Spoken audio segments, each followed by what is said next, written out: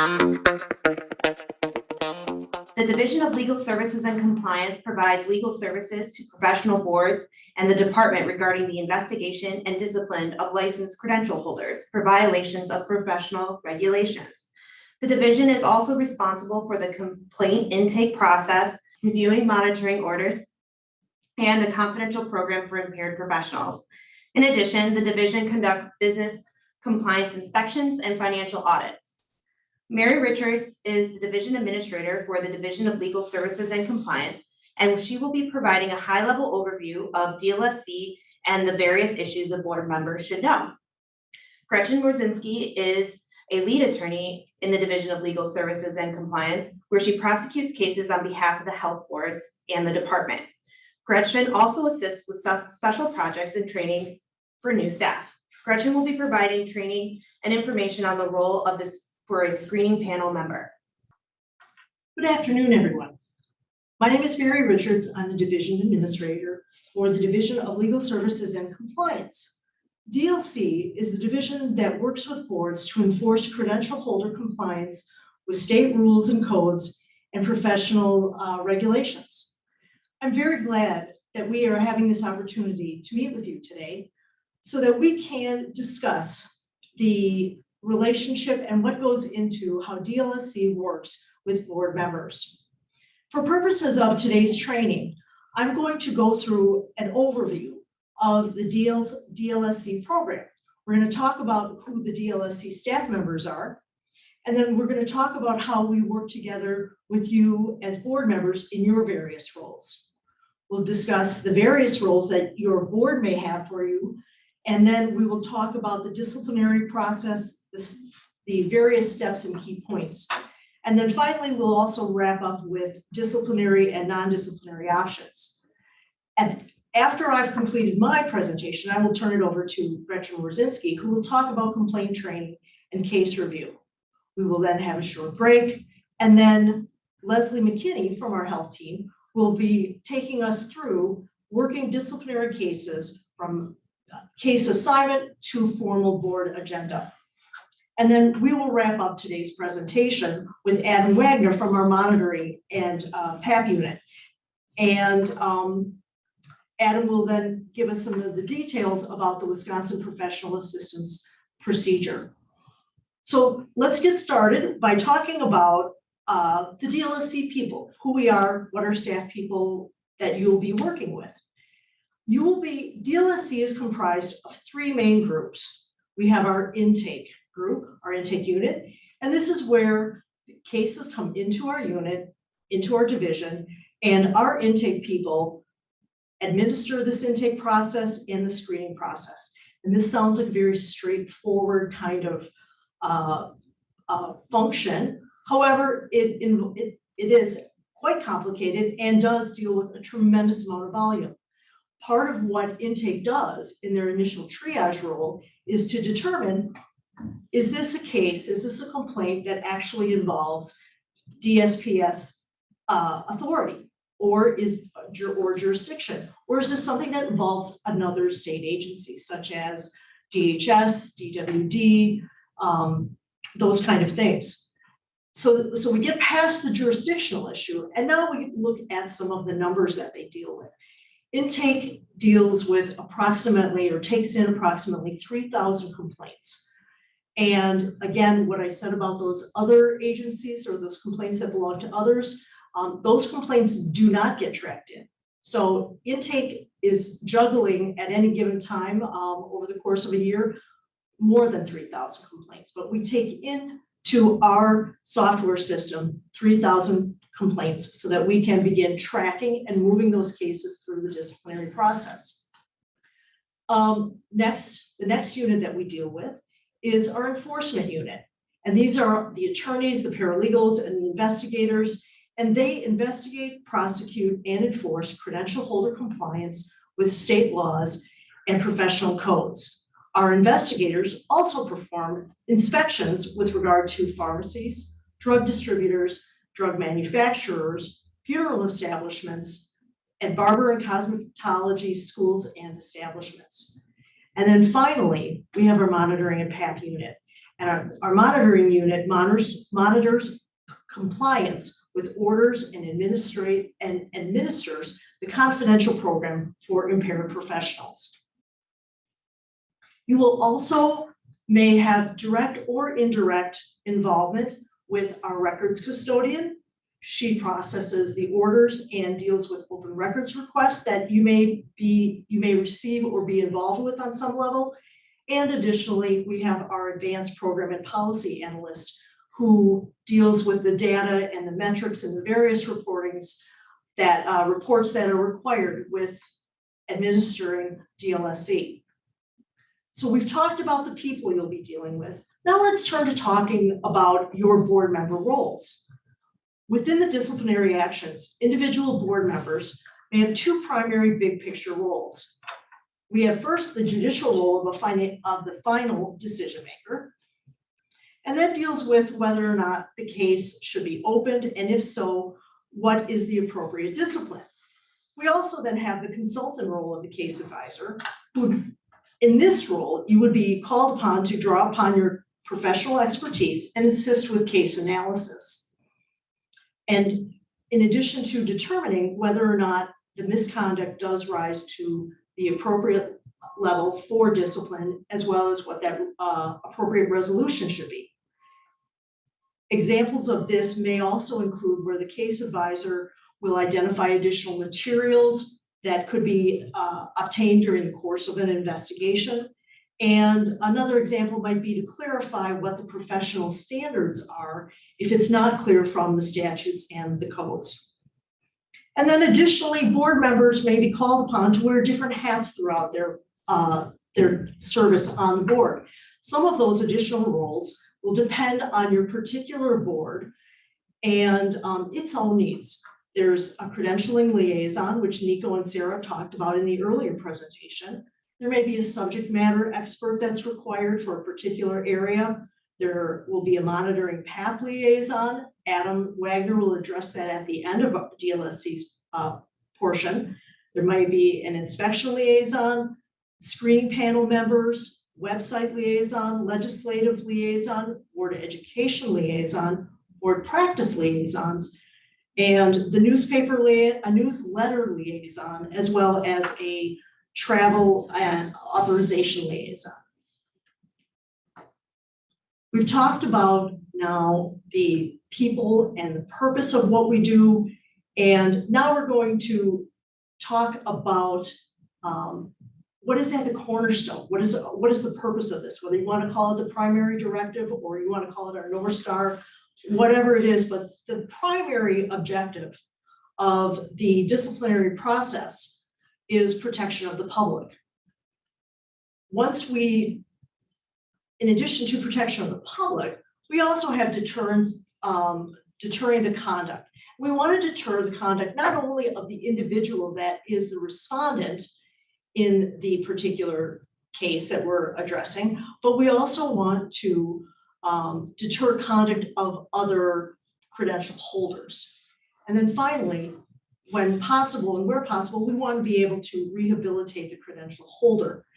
It's very important to note what we do and what we don't do, though, as part of this disciplinary process. We don't punish. We are not law enforcement, and we are not able to exact the remedies that might be found in a civil litigation arena. But we are seeking to provide credential holders with the necessary tools to regain compliance when that's possible. Okay, so now we've talked about the people and the purpose of the disciplinary process, and now let's talk about how complaint handling works. I like to think of the 4 stages of the complaint handling processes as 4 buckets, if you will. We start out in bucket number 1 with the intake stage.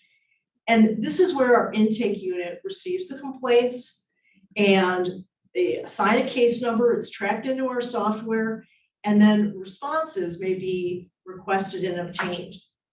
The cases will then be screened by a screening panel, and that screening panel will determine whether or not to open the case and move it through to the next stage of the investigation process, or they will determine that the case should be closed.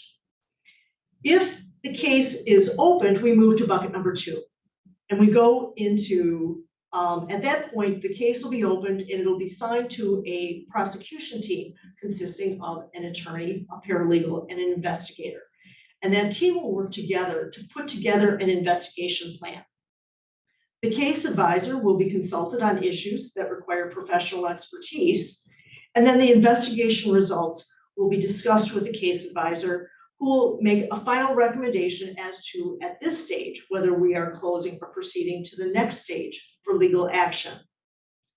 We now move, if the case doesn't close, we now move to the 3rd bucket, which is the legal action stage. And here, the DLSC attorneys will pursue disciplinary action when appropriate. Cases may resolve by means of stipulated agreements or administrative warnings that are reviewed and acted upon by the board. The case advisor will be asked for assistance on matters involving professional expertise and for their opinion on appropriate case resolution.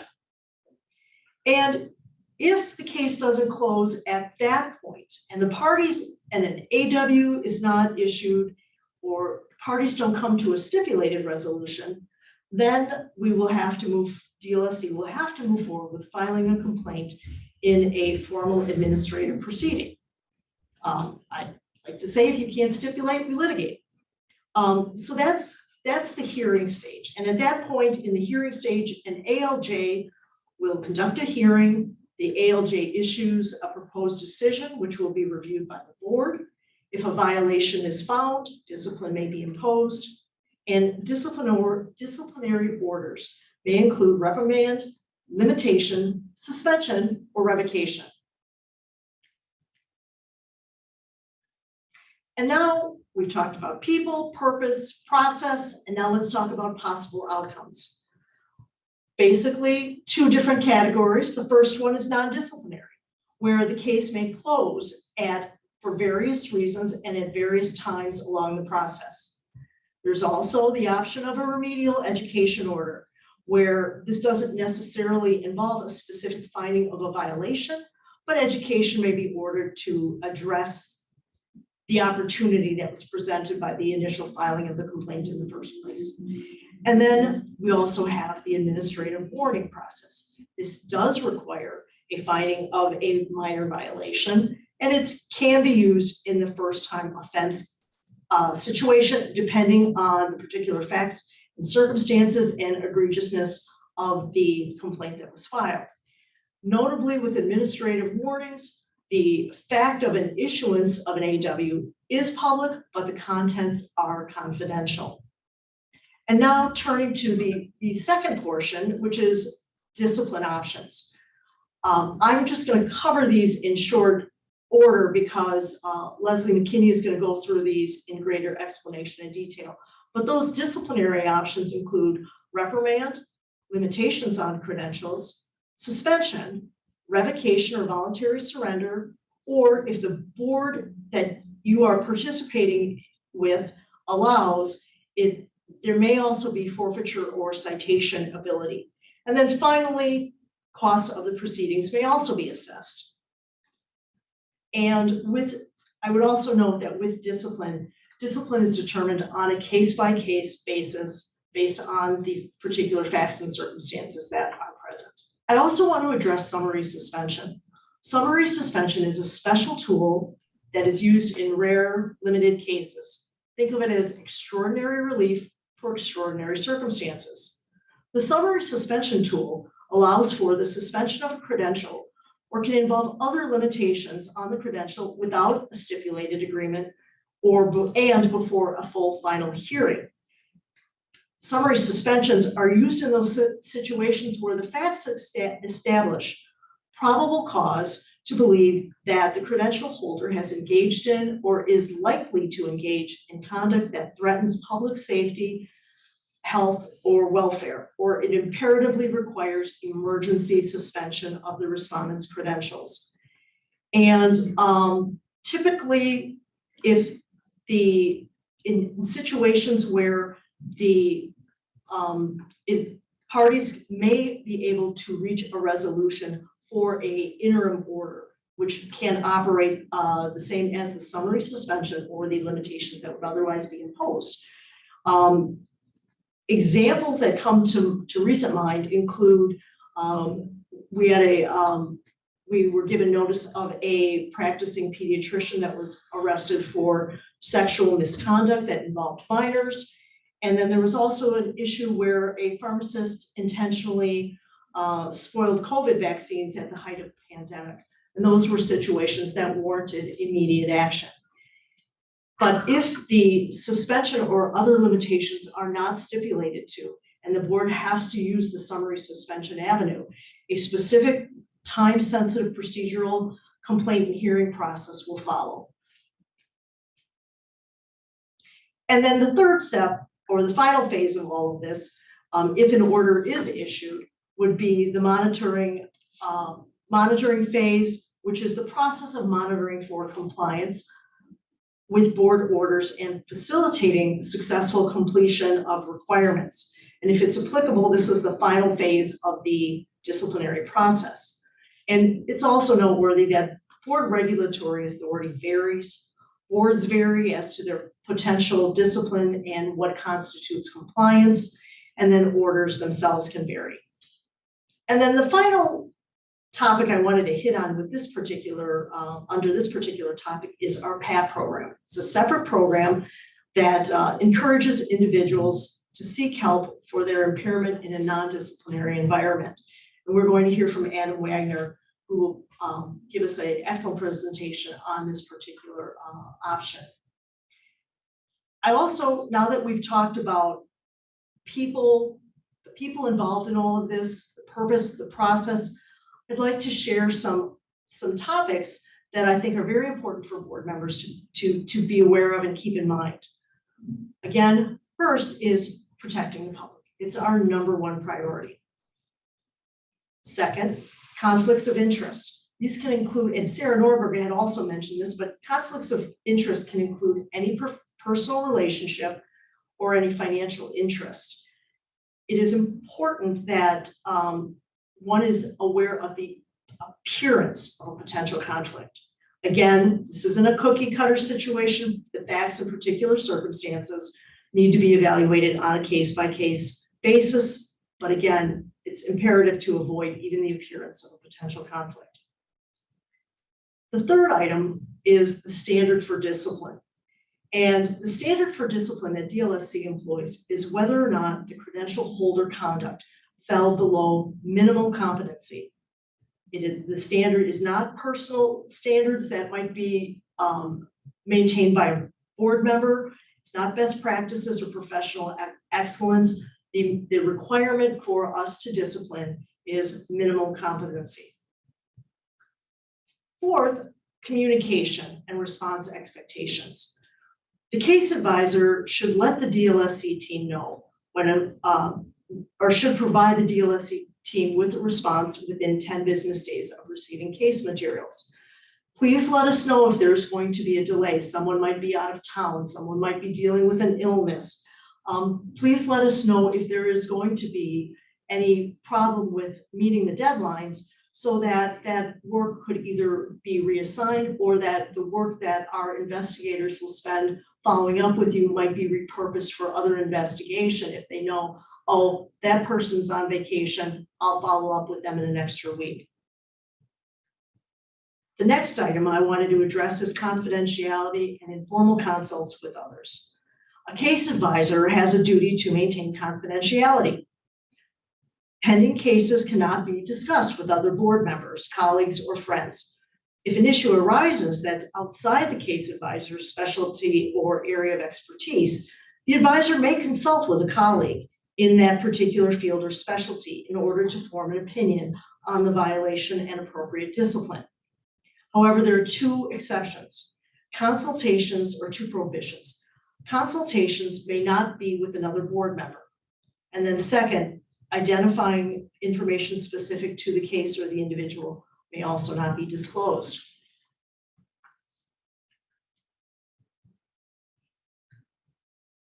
Additionally, there should be no ex parte communications.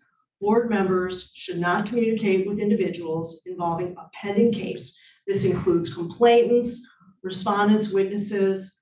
And when I use the word communicate, that's in the broadest sense. It refers to phone calls, emails, social media, snail mail. Just don't do it.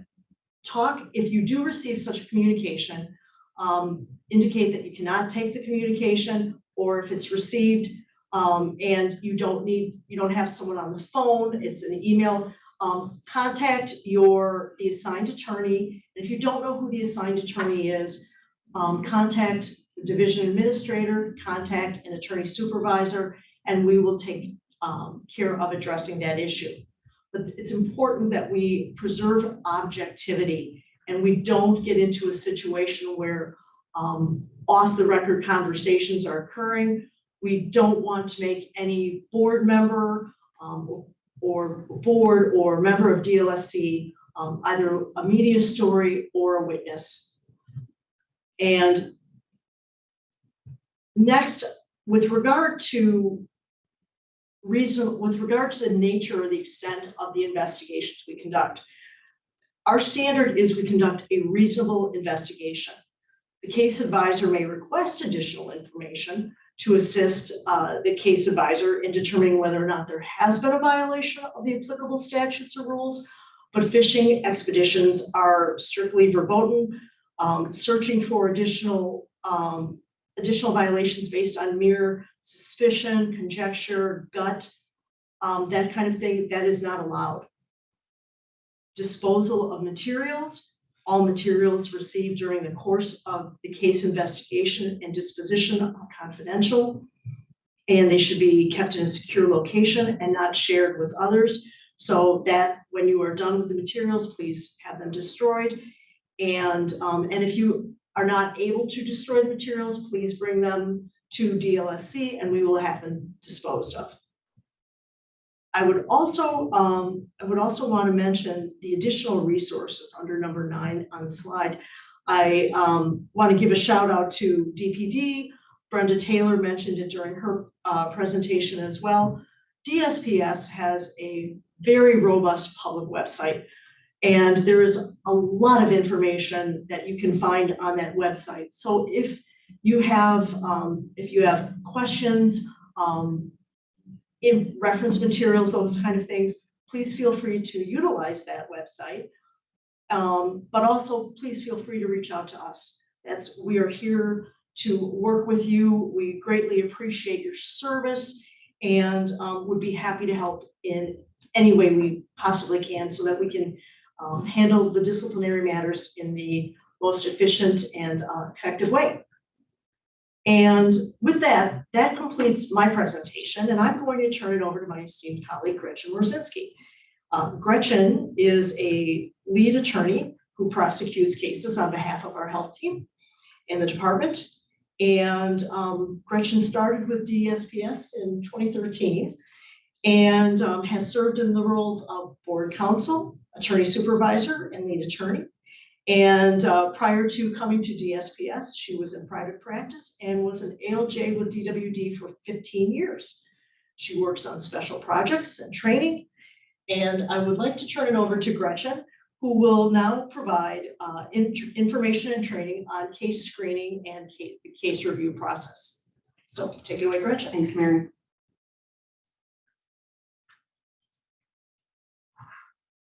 Good afternoon, everyone. My presentation covers the topic of screening complaints to determine if the matter should be open for further investigation. While not every board member will serve on a screening panel, the decisions made at screening panel will affect you when you serve as a case advisor and when the board ultimately determines the resolution of a case during closed session at a board meeting.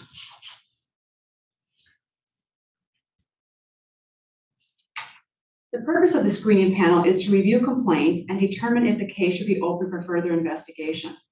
The screening of complaints is mentioned in Wisconsin Administrative Code section SPS 2.035, which provides that all informal complaints received shall be referred to the Division of Legal Services and Compliance for filing, screening, and if necessary, investigation. Screening shall be done by the disciplinary authority, which are the boards or department, depending on who issues the credential, or if the disciplinary authority directs by a disciplinary authority member or the division. Screening is a preliminary review of the complaint to determine whether an investigation is necessary.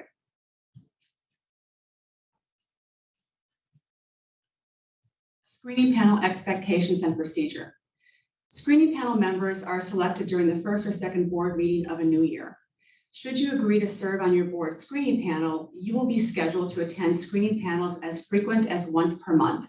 Outlook calendar invites are sent to panel members 2 weeks prior to the scheduled screening panel. Please promptly respond to the invite regarding ability to participate so alternate panel members can be invited if necessary. For as long as I can remember, boards have assigned screening duties to several board members, generally 2 to 3 board members. During your first or second board meeting of the year, the board will assign members to various tasks, one of which is to serve on the screening panel. I believe that most assignments are achieved by asking for volunteers. Your attendance at a scheduled screening panel is very important. Panels are generally made up of only a few board members. The absence of one panel member, especially if a panel is only comprised of 2 members, could adversely affect the discourse of whether a case should be open for further investigation or could cause a panel to be canceled. As an example, I am the screening attorney for several health boards, one of which is dentistry. The dentistry screening panel is generally made up of 1 dental hygienist and 2 dentists. One of the dentists is an oral surgeon.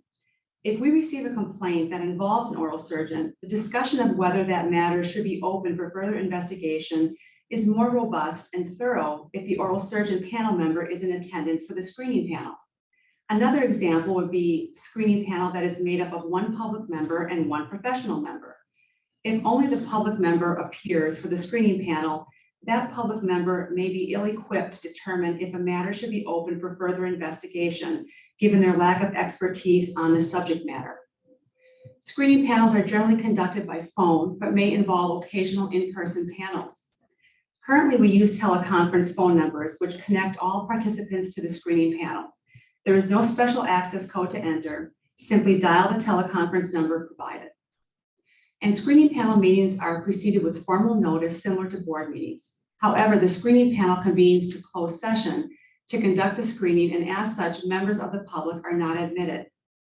There will be times when another agency employee will be present to observe the screening panel meeting, such as for training purposes. The screening attorney will provide notice to the screening panel members so that all who are present will know exactly who is in closed session when complaints are being discussed and evaluated.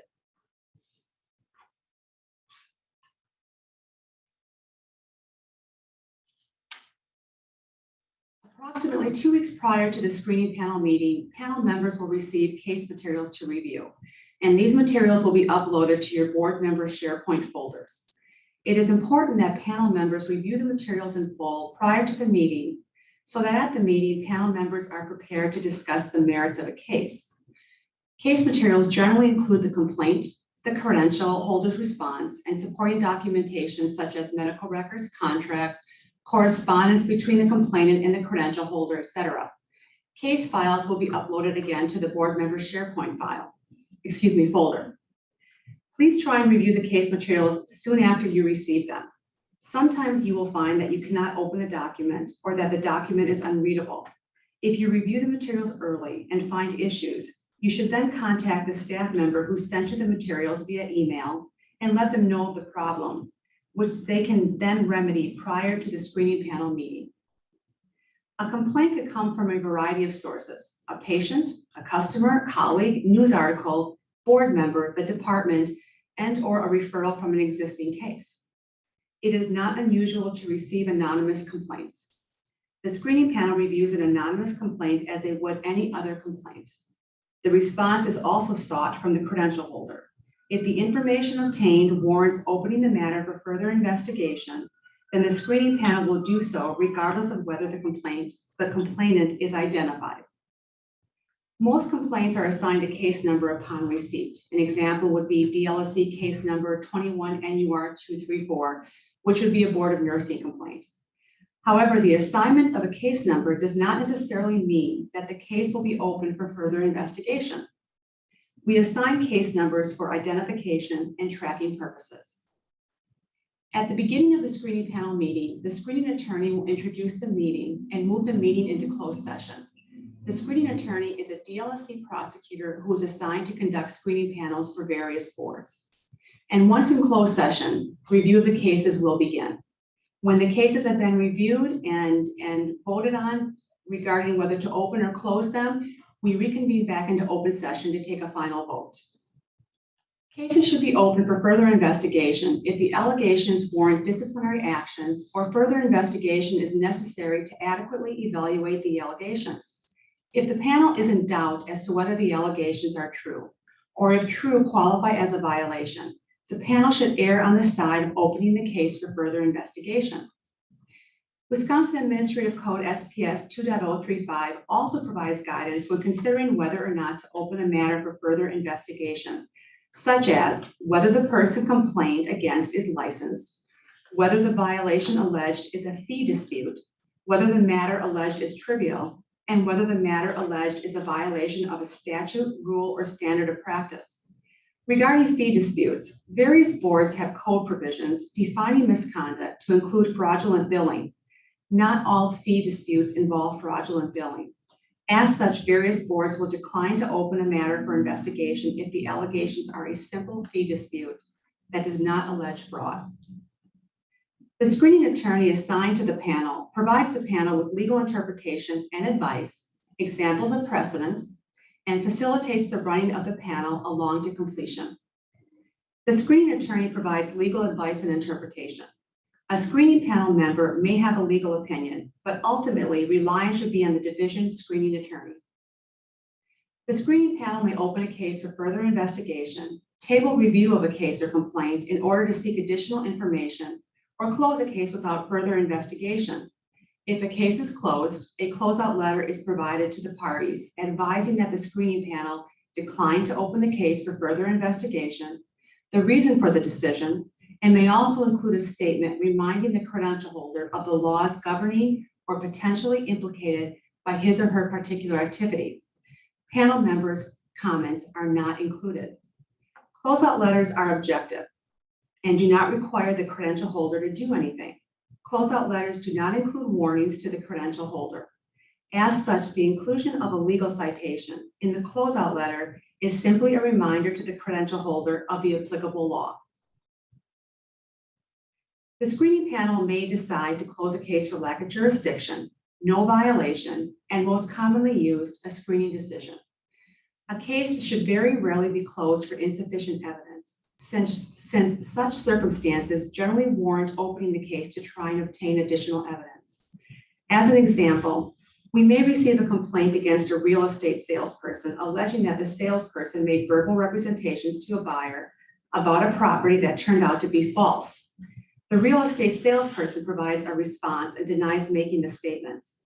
Based on the submissions, it appears that there may have been a witness to the conversation.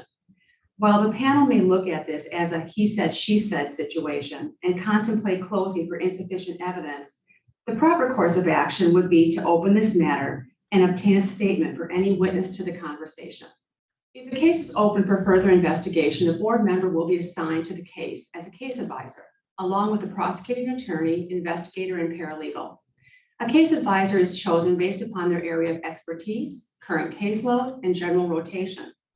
Some screening panels defer to a professional board member to decide who the case advisor should be.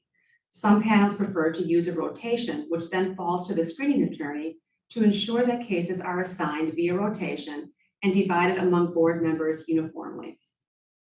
The screening attorney may also document commentary from the panel, such as their areas of concern, range of potential discipline, and investigation instructions, which information will be passed along to the assigned prosecuting attorney.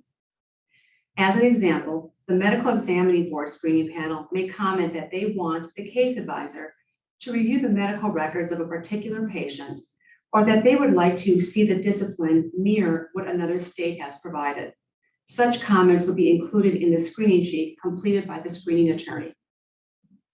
When a case is opened for further investigation, the assigned case advisor will receive notice of their new case assignment via email.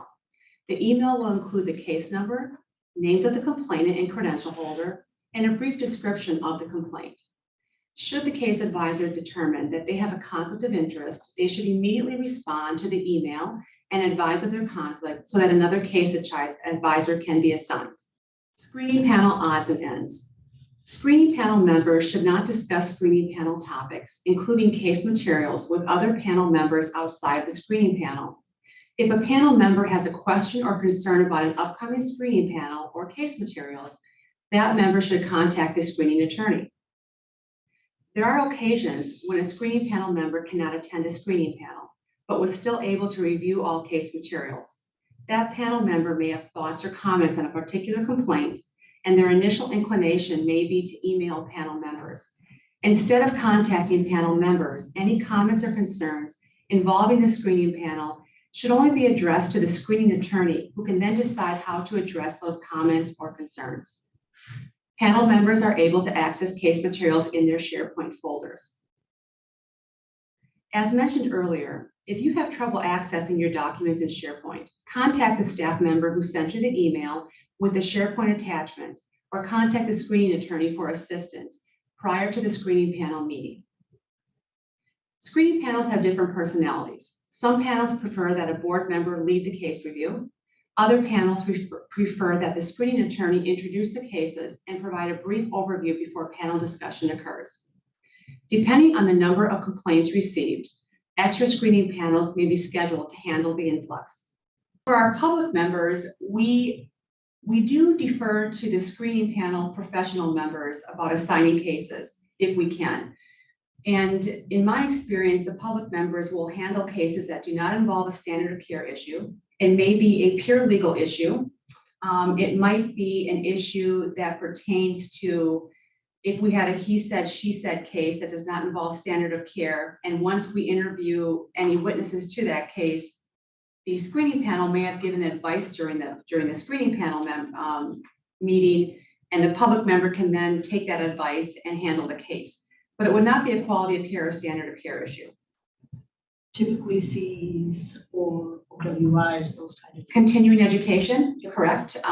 Maybe OWIs, depending how many there are.